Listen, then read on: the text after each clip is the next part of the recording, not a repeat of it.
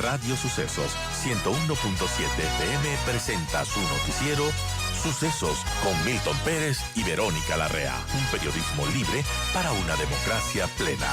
Los hechos y las opiniones de los sucesos que marcan nuestro tiempo.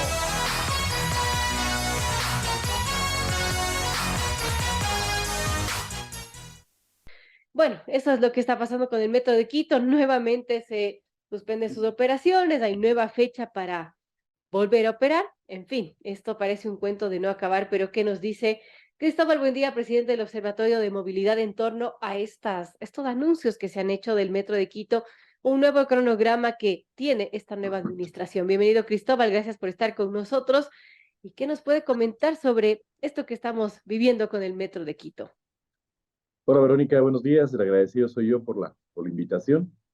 Sí, resulta que nos han estado tomando el pelo, ¿no es cierto? Porque de lo que se anunció en diciembre pasado, en el cumpleaños del anterior alcalde, cuando se inauguró el Metro de Quito supuestamente, es que ya todo estaba listo y que efectivamente las condiciones de operatividad de este sistema aseguraban a los ciudadanos cierto nivel de certeza o cierto nivel de seguridad, valga la redundancia, en la operación de este sistema. Y total de totales es que no ha sido así.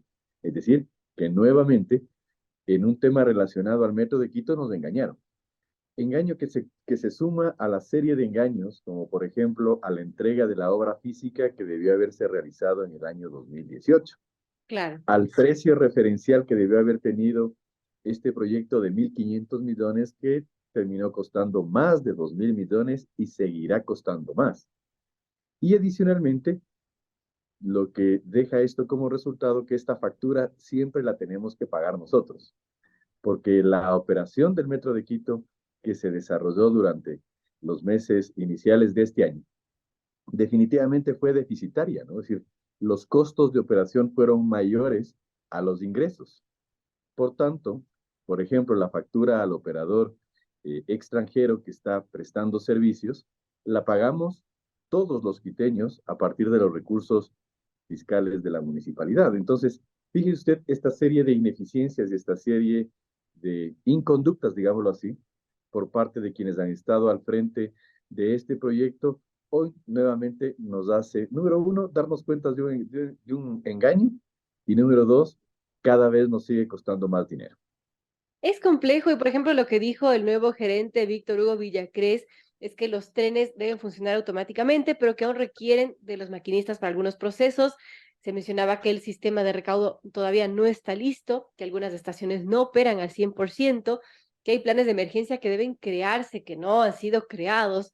También mencionaba que falta el contrato de mantenimiento de trenes y rieles a largo plazo y que no hay una fecha, obviamente, para el inicio de la marcha blanca. En este proceso se pone a prueba todo el sistema para conocer su capacidad. Esto se entendía que se estaba haciendo, pero ahora el nuevo gerente dice que no.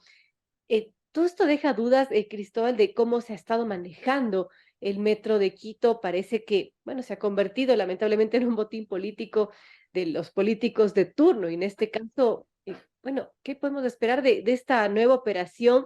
Ya se anuncia para diciembre y la operación comercial completa para julio del próximo año. Se sigue aplazando la fecha de inicio de operaciones del Metro de Quito. Verónica, yo coincido plenamente con lo que Hugo Bisacrés plantea. Es verdad, todos estos sistemas nosotros lo hemos venido anunciando desde hace meses atrás, no están listos. Y yo me permitiría agregar un tema adicional más, el tema de la integración con superficie, tomando en consideración lo importante y vital que es para el Metro de Quito contar con un sistema de alimentación en superficie de demanda que le permita tener cierto nivel de sustentabilidad y que además la calidad del servicio que tenemos en un sistema como el metro se mantenga también en superficie. Esto ya está recogido en una ordenanza, la 17-2020, desde diciembre del año 2020, y durante 2 años no se hizo absolutamente nada. 2 años y un poco más, no se hizo absolutamente nada por parte de la administración de turno. Entonces, eh, el gerente está planteando una realidad que efectivamente es así. Y creo que el anuncio que la alcaldía hace es un anuncio responsable, por ejemplo, en términos de seguridad, Verónica. ¿Qué pasa si es que mañana más tarde el Metro de Quito sufre algún tipo de emergencia, ojalá que nunca sea así, pero ¿qué pasaría frente a la integridad de la vida de las personas? Creo que eso es lo primero que la municipalidad debe preocuparse. Y creo que hoy la Contraloría General del Estado también tiene una labor que cumplir. Quito Honesto debería tener una labor que cumplir frente a esta serie de negligencias e inoperancias por parte de quienes estuvieron al frente de este proyecto, que, vuelvo y repito, nos pasa una factura a la ciudad. No es que esta serie de omisiones y negligencias son gratis y no pasa nada. Aquí hay un lucro cesante social importante. Aquí hay costos que la ciudad está sufragando, por ejemplo, como decía, al operador internacional, que tenemos un operador, imagínense, sin operación, Así. trabajando sin operación. Entonces, toda esta serie de inconductas, de ineficiencias, tienen que ser obviamente objeto del establecimiento de responsabilidades por parte de las autoridades. Y esto no puede quedar así. Y creo que sería importante que se plantee por parte de la administración actual una suerte de información constante, permanente y fidedigna que se pueda corroborar frente al desarrollo de la serie de actividades que se encuentran pendientes, para que esto efectivamente pueda contar con la certeza, en el caso de los ciudadanos, de que efectivamente esto cuenta con las condiciones suficientes de seguridad para, en el momento en que inicie la operación, poder utilizar este sistema. Qué lástima que sea así, pero es una verdad que nosotros la veníamos planteando desde hace tiempo y que obviamente la corroboramos con el pronunciamiento del gerente, ¿no? Ahora recordemos lo que pasaba cuando ya empezó a cobrarse el metro en esta semana que se cobró, que tuvo varios inconvenientes, no solamente largas filas en el cobro, molestia de los usuarios, sino, por ejemplo, que un día tuvieron que suspender las operaciones porque un usuario aló una palanca que no tenía que alar y eso ocasionó que se pare el metro de Quito. Entonces, eso también tiene que ver mucho con la cultura metro para que la ciudadanía conozca cómo utilizar el servicio para que no se den este tipo de emergencias, ¿no? Verónica, eso es una situación que todavía está sujeta a confirmación. Hasta ahora no se nos ha dicho que efectivamente eso fue lo que ocurrió en esa emergencia que usted plantea y que se anunció. Se dijo que esa fue la causa, pero nunca existió una evidencia clara para poderlo asegurar. Nosotros tenemos también una presunción de que también se pudo haber producido esta para del sistema por un desperfecto de orden mecánico y que no existieron los protocolos de reacción suficientes para asegurar una respuesta inmediata a este sentido. Número uno. Número dos, imagínese usted, en un proyecto de un costo de más de 2.000 millones de dólares, se nos sometió a un cobro de boletaje a través de ventanilla. Es decir, un poco como a usanza de los años 70 o 60. ¿Ya? Eh, Esto obviamente evidenció lo que usted muy bien planteó hace un momento, que este proyecto se convirtió en un botín de orden político electoral, en el que también algunos funcionarios seguramente enriquecieron sus patrimonios.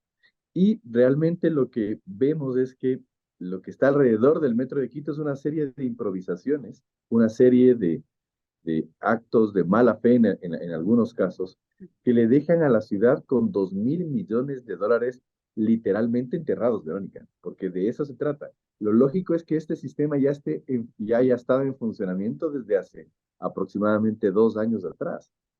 Y resulta que nada, que absolutamente nada.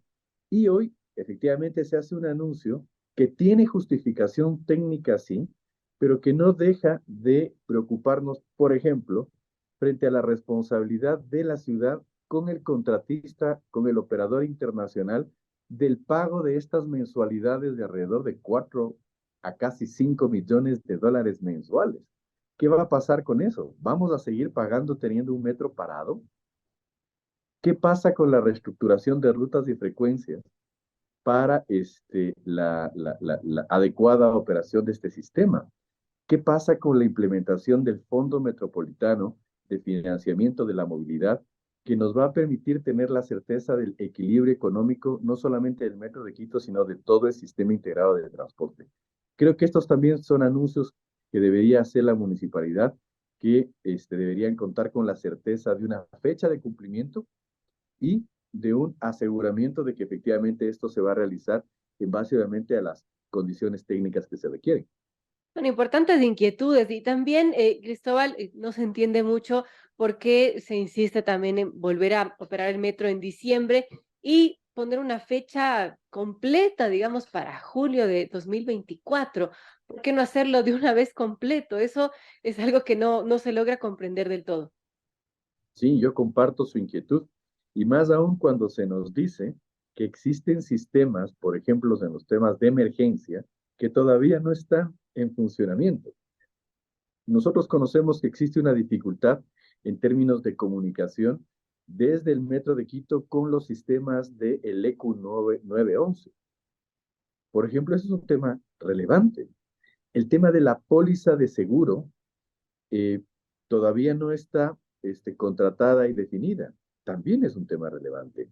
El tema del mantenimiento de todo lo que significa los mecanismos férreos tampoco está listo. Entonces, creo que son temas relevantes que deberían ser tomados en cuenta previamente a que nada más y nada menos personas utilicen un sistema como este. Entonces, eh, lo que deberían hoy asegurarnos, más allá de una fecha, es las condiciones de la prestación de este sistema. Eso es lo que la ciudadanía espera de la municipalidad, certezas, un manejo serio, un manejo responsable de la operación de este sistema. Y vuelvo y repito, adicionalmente, el hecho de que nos pongamos a trabajar en lo que efectivamente está pendiente. La implementación de la reorganización de rutas y frecuencias en superficie y la implementación del sistema de un sistema de recaudo racional y moderno y la implementación del Fondo Metropolitano del Financiamiento de la Movilidad es vital, no ¿Para qué solamente sirve para este la fondo, prosperidad. Cristóbal? Para quienes no entendemos mucho del tema, ¿de qué A se ver, trata? es un fondo en el que, determinado ya en la ordenanza 17-2020, en el que se va a acumular todos los recursos para el financiamiento de todo el sistema de movilidad de la ciudad, tanto en superficie como en subterráneo con el Metro de Quito, en el que los valores, por ejemplo, de la tarifa, de las multas por el tránsito, de la matriculación, de parqueos, de la publicidad exterior, se van a acumular en este fondo para pagar el costo que significa operar el sistema de transporte dentro de elementos de dignidad, de eficiencia y de seguridad. Para que ya la muletilla de que tenemos un mal servicio porque tenemos una mala tarifa se acabe y que ya tengamos elementos de eficiencia total y completamente medibles para asegurarle al ciudadano una calidad del servicio. Esto se determinó en la ordenanza 17-2020, debió haberse cumplido hace casi 2 años y la municipalidad no lo ha hecho. Esto nos asegura, más allá de lo que signifiquen los temas monetarios, que efectivamente ya existe una estructura institucional que va en pro de la calidad del servicio, como es en cualquier ciudad del mundo, Verónica. Pero creo que esto es vital para el funcionamiento del sistema y principalmente para lo más importante, para asegurar al ciudadano un servicio de transporte público digno. Bueno, eso importante, gracias Cristóbal por la explicación. Ahora también el tema pendiente y que creo que es lo más preocupante de esa organización de las rutas y frecuencias y cómo se va a alimentar al Metro de Quito, se va a complementar al Metro de Quito para que realmente sea un sistema que funcione, que sirva a los quiteños y que, bueno, que no también no esté supeditado a las mafias de los transportes que con sus presiones han logrado lo que han logrado, pero cómo también tener un sistema organizado de rutas y frecuencias que sirva a los ciudadanos y que sirva y alimente al Metro de Quito. Correcto. La ordenanza 17-20 planteó un mecanismo que para nuestra perspectiva fue un mecanismo adecuado. El hecho de que para participar los operadores de esta reestructuración de rutas y frecuencias o para hacerse de la concesión de una ruta, se estableció un mecanismo de un concurso público, Verónica, que rompía un poco esta suerte de trato entre la autoridad y estas mafias del transporte, que usted muy bien los ha identificado, que hacían que lo que último se dé atención era la calidad del servicio, ¿no es cierto? Básicamente era una suerte de canonjías o una suerte de prebendas entre el gremio y la autoridad.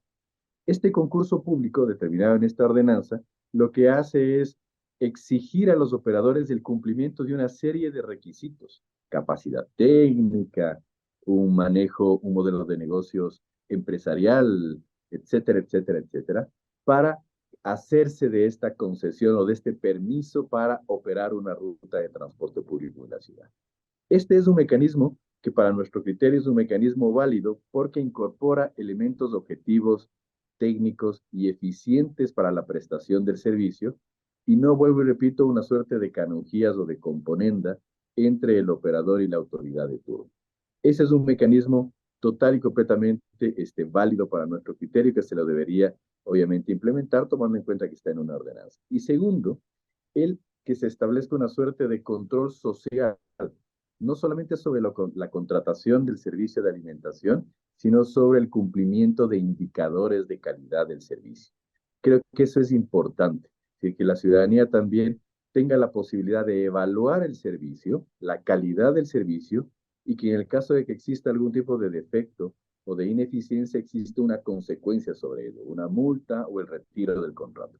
Creo que esos son instrumentos previstos en la ordenanza total y completamente valiosos que pueden permitir la implementación de este sistema integrado de transporte que, ojo, está, es donde está la mayoría de las personas. Más del 85% de la demanda se va a transportar en superficie, Verónica. Apenas del metro de Quito, en el Así mejor de los es. casos, llegará al 15%. Entonces, creo que es vital poner atención a este segmento del transporte de la ciudad por parte de las autoridades. Vuelvo y repito, porque llevamos ya un retraso de más de 2 años, ¿no? Qué complejo y bueno, ojalá todo funcione bien y que esta nueva fecha, ya su operación, pues no tenga inconvenientes como los que vivimos en las anteriores semanas. Gracias a Cristóbal Buendía, presidente del Observatorio de Movilidad de Quito, para darnos todas sus preocupaciones, sus comentarios en torno al Metro de Quito, la obra más cara y más importante de la ciudad. Gracias por estar con nosotros. No, usted, Verónica, un buen día a todos.